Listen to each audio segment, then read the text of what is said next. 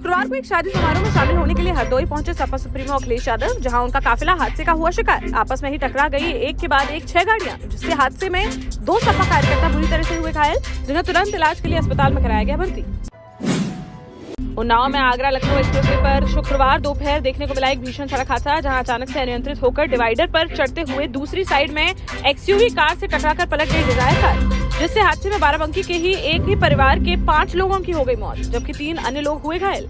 Police ने शवों को पोस्टमार्टम के लिए भेजकर घायलों को अस्पताल में कराया भर्ती।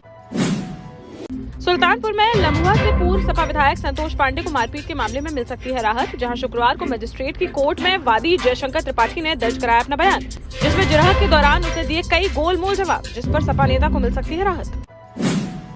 मध्य प्रदेश में सीएम शिवराज सिंह चौहान व पूर्व सीएम कमलनाथ के बीच सवाल जवाब का दौर जारी, जहां शुक्रवार को सीएम शिवराज ने कमलनाथ से किया सवाल कि किसानों को क्यों नहीं मिली सम्मान निधि। वहीं इस पर कमलनाथ ने भी उनसे कर डाला सवाल, ट्वीट कर कहा कि किसानों को क्यों मिल रहे हैं पीएम सम्मान निधि वापस करने के नोटिस।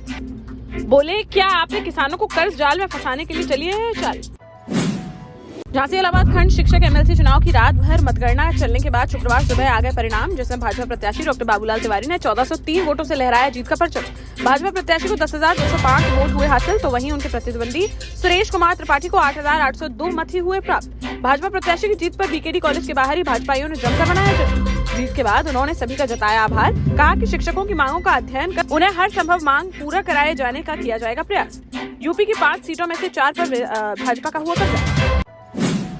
बसपा सुप्रीमो मायावती ने रामचरितमानस मामले को लेकर सपा पर साधा निशाना, जहां उन्होंने लगातार एक के बाद एक 4 ट्वीट कर कहा कि देश में कमजोर में उपेक्षित वर्गों का ग्रंथ रामचरितमानस व मनुस्मृति आदि नहीं, बल्कि है भारतीय संविधान, जिसमें बाबा साहब ने इन्हें शूद्रों की नहीं बल्कि SC, ST, OBC की दी है संज्ञा।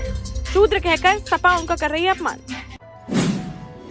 भोपाल में स्टेट साइबर पुलिस ने HDFC के पूर्व रिलेशनशिप मैनेजर को किया गिरफ्तार। आरोपी ने मां बेटी के म्यूचुअल फंड में इन्वेस्टमेंट का झांसा देकर उनसे ले लिए बैंकिंग दस्तावेज, फिर उनके नाम पर फर्जी खाते खोलकर अपने अकाउंट में ट्रांसफर कर लिए 92 लाख रुपए।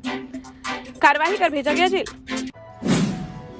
महोबा में एक प्रेमिका ने सोशल मीडिया पर वीडियो वायरल कर जेल में बंद प्रेमी को बेकसूर बताते हुए छोड़ देने की लगाई गुहार। बीते दिनों अपने प्रेमी के साथ अपनी मर्जी से घर छोड़कर भागी थी युवती, जिस पर युवती ने कहा कि उसके परिवार ने प्रेमी को फर्जी मुकदमे में भिजवा दिया जेल। SP से मदद मांगते हुए कहा कि हमारी करवा दीजिए शादी।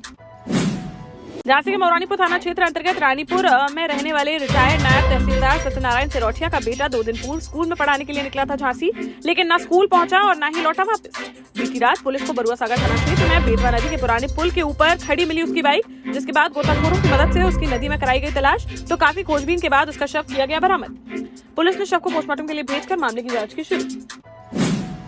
सपा नेता स्वामी प्रसाद मौर्य के रामचरितमानस को लेकर दिए गए बयान को लेकर विवाद थमने का नहीं ले रहा नाम, जहां शुक्रवार को झांसी में फिर हिंदू संगठनों में देखने को मिला आक्रोश।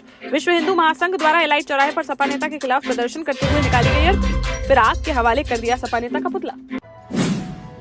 ललितपुर में एक युवती ने वीडियो कॉल कर शिक्षक का अश्लील हरकत करते हुए बना लिया वीडियो, फिर उसे वह वीडियो भेजकर लगातार किया जा रहा है ब्लैकमेल। शिक्षक से अब तक ऐंठे जा चुके हैं 45,000 रुपए, अब 1 लाख रुपए की जा रही है मांग। पीड़ित शिक्षक ने कोतवाली में दिया प्रार्थना पत्र, जिस पर पुलिस ने अज्ञात युवती पर मामला दर्ज कर जांच की शुरू।